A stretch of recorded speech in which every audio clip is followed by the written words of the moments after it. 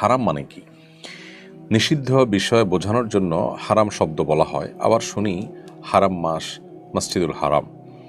একটি টেলিভিশন চ্যানেলে এক আলোচক বলেছেন, দুই হারামের উচ্চারণগত পার্থক্য আছে। উচ্চারণগত পার্থক্যটা অর্থসহ বুঝিয়ে বলবেন প্লিজ। দেখুন, হারাম মানে নিষিদ্ধ, আবার হারাম মানে সম্মানিত। মসজিদুল হারাম মানে হলো সম্মানিত মসজিদ। হারাম মাস, আশহুর হুরুম মানে হলো সম্মানিত মাসসমূহ। তাহলে একদিকে আমরা হারাম শব্দের অর্থ দেখতে পাচ্ছি নিষিদ্ধ, আবার অপরদিকে আমরা দেখতে পাচ্ছি হারাম শব্দের অর্থ সম্মানিত। এই দুই হারামের মধ্যে কোনো হা বা যে বর্ণটি আছে, এই হা অক্ষরটির উচ্চারণের মধ্যে কোনো পার্থক্য আছে কিনা, বড় হা ছোট হা এরকম কোনো উচ্চারণের মধ্যে পার্থক্য আছে কিনা। বাংলা যেরকম প এবং ফ, এই দুটার মধ্যে পার্থক্য আছে। ব এবং ভর মধ্যে পার্থক্য আছে। বাবা এবং ভাবা দুই জিনিস। তো এখানে হারাম অর্থ সম্মানিত, আবার হারাম অর্থ নিষিদ্ধ। এই দুইটার মধ্যে হা বর্ণের মধ্যে কোনো পার্থক্য আছে কিনা, বড় হা ছোট হার? উত্তর হলো না, এই বর্ণের মধ্যে কোনো পার্থক্য নেই, দুইটাই বড় হা, অর্থাৎ হারাম কণ্ঠনালী থেকে যেটিকে আমরা উচ্চারণ করি সেই হাই একটাই হা, বর্ণ একটাই, কিন্তু অর্থ দুইটা। এখন প্রশ্ন হতে পারে যে একই শব্দের বিপরীতমুখী অর্থ কিভাবে হয়, বা দুইটা অর্থ কিভাবে হয়? মূলত এখানে অর্থ একটাই, সেটা হলো হারাম শব্দের অর্থ সম্মানিত। এটা হলো মূল অর্থ। এখন কথা হলো যে তাহলে নিষিদ্ধ কিভাবে হয়?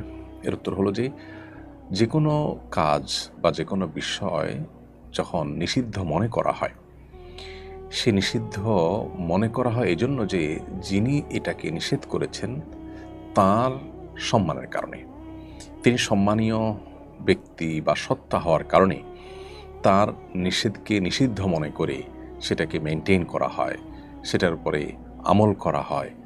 অর্থাৎ নিষিদ্ধ বিষয়, নিষিদ্ধ কাজ, এটাকে মেনটেন করাটা নিষেধাজ্ঞা আরোপকারী ব্যক্তির সম্মানার্থেই হয়।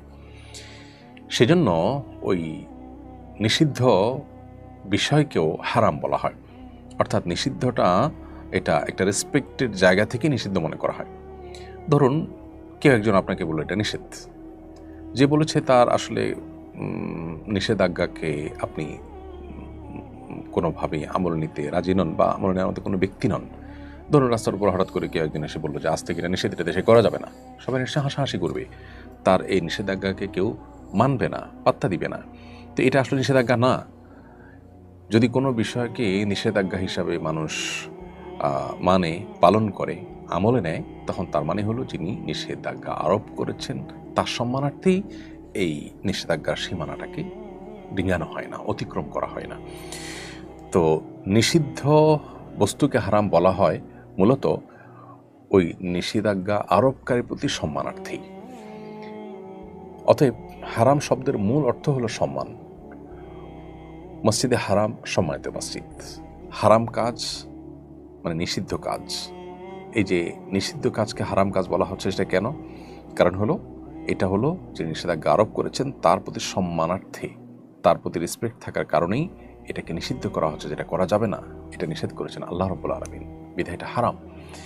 এই যে আল্লাহর প্রতি রেসপেক্ট থেকে যেটা করা হচ্ছে না, সেটাকেই হারাম বলা হচ্ছে।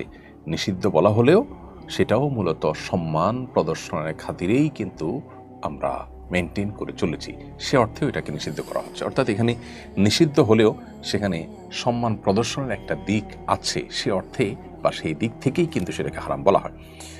তো এজন্য একই শব্দের অর্থ কখনো নিষিদ্ধ হয়, আবার কখনো সম্মানিত হয়, কখনো মূল অর্থটাই হয়, আবার কখনো মূল অর্থের আলোকেই নিষিদ্ধ অর্থটি ব্যবহার করা হয়। এর বাইরে ছোট হা দিয়ে যে হারাম হয়, যেটাকে হাওয়াজ বলা হয়, বা ছোট হা আমরা যেটাকে বলি, সেই ছোট হা দিয়ে হারাম যেটাকে বলা হয় সেটা হলো অনেক অর্থই হয়। তোমাদের থেকে একটা অর্থ হলো ত্রিভুজ টাইপের আপনার বড় কোনো প্রাসাদ, ভবনের নকশা, এগুলোকে হারাম বলা হয়। আর এর বাইরে আল হারাম এ শব্দটি হাদিসে এসেছে বার্ধক্যজনিত যে কষ্ট বা মানুষের বয়োবৃদ্ধ হওয়ার যে অবস্থা সেটাকে হারাম বোঝানো হয়। নবী করিম সাল্লাল্লাহু আলাইহি ওয়াসাল্লাম আল্লাহর কাছে দোয়া করতেন, আল্লাহুম্মা ইন্নী আউযু বিকা মিনাল কাসাল, আল্লাহ আপনার কাছে আমি অলসতা থেকে পানা চাই, এবং ওয়াল হারাম, এই হারাম বলতে বার্ধক্যের যে কষ্ট বা বার্ধক্যের যে বয়স, যে বয়সে গেলে মানুষ চলাফেরা করতে অসুবিধা হয়, অন্যের উপর ডিপেন্ডেন্ট হয়ে যায়, এরকম অবস্থা থেকে, অর্থাৎ বার্ধক্যের সেই অবস্থা থেকে নবী সাল্লাল্লাহু আলাইহি ওয়াসাল্লাম আল্লাহর কাছে পানা চেয়েছেন। তো হারাম শব্দের অর্থ বার্ধক্যের সেই সর্বশেষ অবস্থা বা করুণ পরিণতি বা কঠিন অবস্থা, সেটাকে হারাম বলা হয়। আবার হারাম শব্দের আরও অন্যান্য অর্থও আছে, কিন্তু হারাম শব্দটি সম্মানিত, এটি হলো মূল অর্থ, এবং নিষেধাজ্ঞার অর্থ বোঝানো হয় বা নিষেধাজ্ঞার অর্থে ব্যবহার করা হয়।